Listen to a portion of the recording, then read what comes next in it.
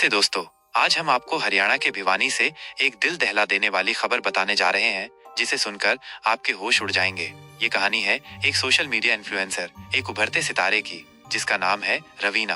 लोग उसके Instagram reels को खूब पसंद करते थे, उसके फॉलोअर्स भी अच्छे थे और वो हरियाणवी शॉर्ट फिल्मों में भी एक्टिंग करती थी जो यूट्यूब पर पोस्ट होती थी। लेकिन इस खूबसूरत चेहरे के पीछे का सच इतना काला निकला, जिसका किसी ने सपने में भी नहीं सोचा था।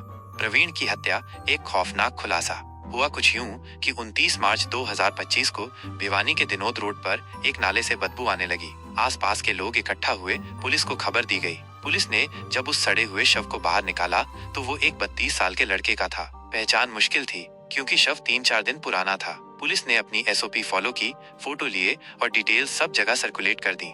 अगले दिन 30 मार्च की शाम को उस लड़के के घर वाले आए और मोर्चरी में उसकी पहचान की। वो था प्रवीण, जो पुराने बस स्टैंड के पास गुर्जरों की ढाणी का रहने वाला था। प्रवीण, उसकी पत्नी रवीना, उनका 6 साल का बेटा और बाकी परिवार सब वहां पहुंच गए। सभी यह जानने की कोशिश में थे कि आखिर प्रवीण की लाश यहाँ नाले तक कैसे पहुंची। पुलिस को पोस्टमार्टम रिपोर्ट मिली, जिसमें मौत का कारण गला घोंटना स्ट्रैंगुलेशन बताया गया था, यानी उसका गला दबाकर मारा गया था। हत्या की FIR दर्ज कर ली गई। पुलिस ने प्रवीण के घर से नाले तक के CCTV फुटेज खंगालना शुरू किया। जल्दी ही एक फुटेज में 3 लोग एक मोटरसाइकिल पर दिखे। बीच में जो व्यक्ति चादर लपेटे था वो बीमार लग रहा था। पीछे एक महिला बैठी थी और एक आदमी मोटरसाइकिल चला रहा था। पुलिस को शक हुआ।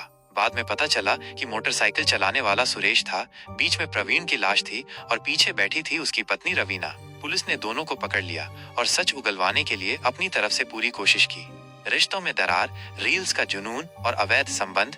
पूछताछ में पता चला कि रवीना इंस्टाग्राम और यूट्यूब रील्स की एडिक्ट थी और सुरेश उसका रील्स बनाने वाला दोस्त था। सदर थाना के SHO नरेंद्र कुमार ने बताया कि 29 मार्च को शव की सूचना मिली थी। पहचान के बाद पुलिस ने बातचीत के आधार पर केस खोला। प्रवीण के पिता सुभाष ने बताया कि प्रवीण और रवीना की शादी 8 साल पहले रेवाड़ी के गांव जुड़ी की रवीना से हुई थी और उनका 6 साल का बेटा है। सुभाष ने बताया कि शादी के 1.5-2 साल बाद प्रवीण और रवीना में अनबन शुरू हो गई थी, क्योंकि प्रवीण को रवीना के रील्स बनाने पर एतराज था।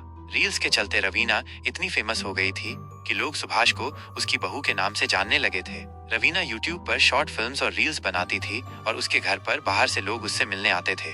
सुभाष का सीधा आरोप था कि इन्हीं लोगों से रवीना के अवैध संबंध बन गए थे। इसी वजह से प्रवीण और रवीना के बीच झगड़ा शुरू हो गया।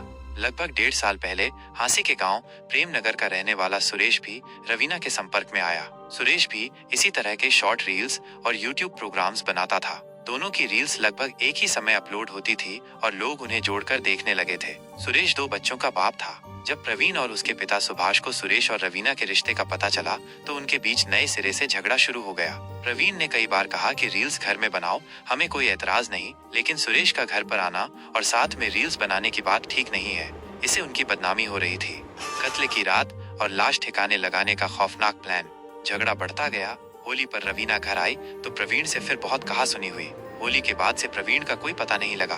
25 मार्च की शाम को रवीना घर आई और थोड़ी देर बाद प्रवीण भी आया। घर आते ही दोनों का झगड़ा शुरू हो गया, क्योंकि रवीना कई दिन बाद घर आई थी, बच्चे को छोड़कर जाती थी। प्रवीण ने उसी बात पर उससे बहस की। उसके बाद से प्रवीण का कोई पता नहीं चला। घर वाले और रिश्तेदार परेशान थे, लेकिन रवीना ने कुछ नहीं बताया। उसने कहा कि झगड़ा हुआ और प्रवीण गुस्से में घर से चला गया। उसे नहीं पता कहाँ गया।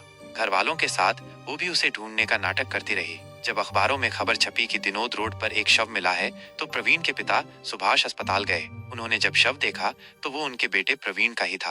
तब उन्हें याद आया कि 25 की रात रवीना घर पर थी, झगड़ा हुआ था और तब से प्रवीण गायब है। ये बात उन्होंने तुरंत पुलिस को बताई। पुलिस ने 25 की रात की CCTV फुटेज निकलवाई, जिसमें एक मोटरसाइकिल पर 3 लोग जाते हुए दिखे, सुरेश, प्रवीण की लाश और रवीना। पुलिस ने जब रवीना से सख्ती से पूछताछ की तो उसने बताया कि उसने और सुरेश ने मिलकर प्रवीण की हत्या की थी। उसने सिलसिलेवार तरीके से बताया कि होली पर जब वो घर आई, प्रवीण घर पर नहीं था। जैसे ही वो आया, उनका झगड़ा शुरू हो गया और प्रवीण बहुत गुस्से में उसे बातें सुनाने लगा। जब काफी बहस हो गई तो प्रवीण खाना खाकर लेटने चला गया, लेकिन सोया नहीं था। उसी गुस्से में रवीना ने सुरेश को फोन किया और कहा कि अब बहुत हो गया, इसे रास्ते से हटाना होगा। थोड़ी देर में सुरेश भी आ गया। सुरेश को इतनी रात में घर में देखकर प्रवीण आग बबूला हो गया। इसी बीच मौका देखकर सुरेश ने उसे जमीन पर गिरा दिया और फिर सुरेश और रवीना ने मिलकर रवीना की चुन्नी से उसका गला कस दिया। दोनों ने चुन्नी को तब तक कसकर रखा जब तक प्रवीण की सांसें रुक नहीं गईं और उसकी मृत्यु नहीं हो गई। रात करीब 1 बजे प्रवीण को मारने के बाद उन्हें लगा कि अगर ये लाश घर में रहेगी तो बेटा या बाकी लोग देख लेंगे। वे उसे चुपचाप ले गए और उसके बेडरूम में उसके बिस्तर के नीचे छुपा दिया और कुछ अनाज की बोरियां उसके सामने रख दी। फिर दोनों ने प्लान बनाया कि इसका डिस्पोजल कैसे किया जाएगा। सुरेश और रवीना ने मिलकर प्रवीण के सर को खुला रखा और बाकी शरीर को चादर से लपेट दिया। हाथ पैर पजामा के नाड़े या पेटीकोट के नाड़े से बांध दिए ताकि जब मोटरसाइकिल पर बैठाएं तो उसका हाथ पैर इधर उधर न दिखे और आने जाने वाले को शक न हो। लेकिन सिर खुला रखा ताकि अगर कोई देखे तो उसकी यही समझ में आए कि इस व्यक्ति की तबीयत खराब है और उसे अस्पताल ले जाया जा रहा है। महिला साथ में होती है तो लोग कम शक करते हैं। रवीना खुद अपने पति के शव को बीच में पकड़कर बैठी थी। विनोद रोड पर जहां सुरेश को पहले से पता था कि उसे नाले में फेंकना है, वहीं पर उन्होंने शव को फेंक दिया। फिर दोनों वहां से चले गए, घर वापस नहीं लौटे। 28 मार्च को रवीना फिर घर आई और देखा कि पूरा घर प्रवीण को खोज रहा है। उस पर सवालों की बौछार हो गई। उसने शांत भाव से बताया कि सब जानते हैं कि प्रवीण को रील्स बनाने पर कितना एतराज था। उस दिन भी उसने बहुत कहा सुनी की, मारपीट भी की और गुस्से में घर से बाहर चला गया। उसे नहीं पता कहाँ गया, लेकिन सीसीटीवी ने सुरेश और रवीना दोनों की पोल खोल दी और फिर दोनों ही पकड़े गए।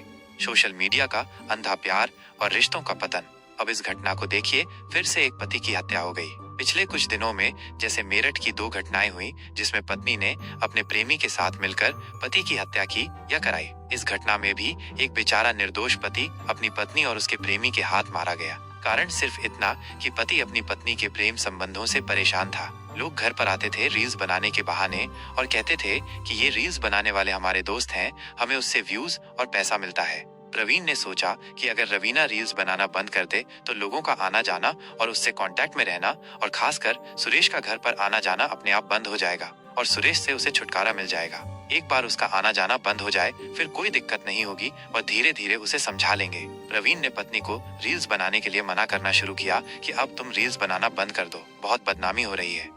तुम्हारी रील्स की वजह से लोग हम पर कमेंट और ताना मारते हैं और खासकर किसी के साथ घर में रील्स बनाना, सुरेश के साथ रील्स बनाना घर के भीतर, ये उसे बिल्कुल पसंद नहीं है। तो या तो तुम अकेले रील बनाओ या कुछ दिन के लिए रील बनाना बंद कर दो। इस बात पर रवीना बिल्कुल राजी नहीं हुई। उसने कहा, बिल्कुल मैं रील बनाऊंगी, रील पोस्ट करूंगी और हम जिसके साथ चाहें उसके साथ रील बनाएंगे। तुम्हें घर में आपत्ति है, ठीक है। अब हम लोग बाहर की लोकेशंस पर रील्स बनाएंगे। घर की लोकेशंस वाली रील अब बहुत हो गई हैं, इसलिए उतने व्यूज नहीं आ रहे हैं। अब हम लोग बाहर की लोकेशन पर रील बनाएंगे। जैसा उसके पिता ने बताया, रवीना और सुरेश नजदीक आए यूट्यूब और इंस्टाग्राम पर रील बनाने के चक्कर में। फिर धीरे धीरे दोनों ने अपनी टाइमिंग सेट की। फोन पर बात शुरू हुई, फिर बाहर मिलना शुरू हुआ और फिर इस बहाने से रवीना उसे घर बुलाने लगी कि हम लोग मिलकर रील्स बनाएंगे, वो ज्यादा हिट होगी। तुम अपने यहाँ पोस्ट करो, मैं अपनी आईडी से पोस्ट करूंगी, उसने कहा। फिर इस बहाने से दोनों घर पर आने लगे और तभी प्रवीण का दिमाग खटक गया कि अब मामला कुछ ज्यादा ही गड़बड़ है। इसी बात को लेकर प्रवीण से उसका झगड़ा बढ़ता गया। जब झगड़ा बहुत बढ़ने लगा तब प्रवीण और रवीना ने घर में बताया कि अब घर वाली रील्स उतनी नहीं चल रही हैं, हम दिल्ली जा रहे हैं। दिल्ली के एंशिएंट मॉन्यूमेंट्स वाली जगहों पर रील्स बनाएंगे तो उनकी रीच और व्यूज भी बढ़ेंगे। इस बहाने से वो 3-3, 4-4 दिन बाहर रहने लगे। दिल्ली या दिल्ली के आसपास की ऐसी जगह जहां एंशिएंट मॉन्यूमेंट्स थे, वहां पर ये दोनों जाकर रील्स बनाने लगे और फिर साथ रहने भी लगे। ये उनका बहाना था बाहर रील्स बनाने के लिए। लेकिन पैसा कितने दिन टिकता है? 4-6 दिन बाद जब पैसा खत्म होता था वो फिर वापस आती थी और उसके आते ही प्रवीण उसके साथ गाली गलौज करने लगता था। तब उसे लगा कि अब बहुत हो गया और दोनों ने मिलकर, सुरेश और रवीना ने मिलकर ये डिसाइड किया कि अब इसको रास्ते से हटाना ही पड़ेगा। सुरेश तो चाहता ही था कि एक बार रवीना राजी हो जाए क्योंकि उसका पति है तो इसको रास्ते से हटा देंगे। और फिर वही हुआ। जिस दिन झगड़ा ज्यादा हुआ उस दिन सुरेश को रवीना ने बुलाया और दोनों ने मिलकर उसकी हत्या कर दी। आज रवीना और सुरेश जेल में हैं, जबकि प्रवीण और रवीना का मासूम बेटा अनाथ हो गया है। ये कहानी सोशल मीडिया के अंधे प्यार और गलत संगत की वजह से बर्बाद हुए एक परिवार की कहानी है। क्या आपको लगता है कि सोशल मीडिया का ये जुनून खतरनाक है?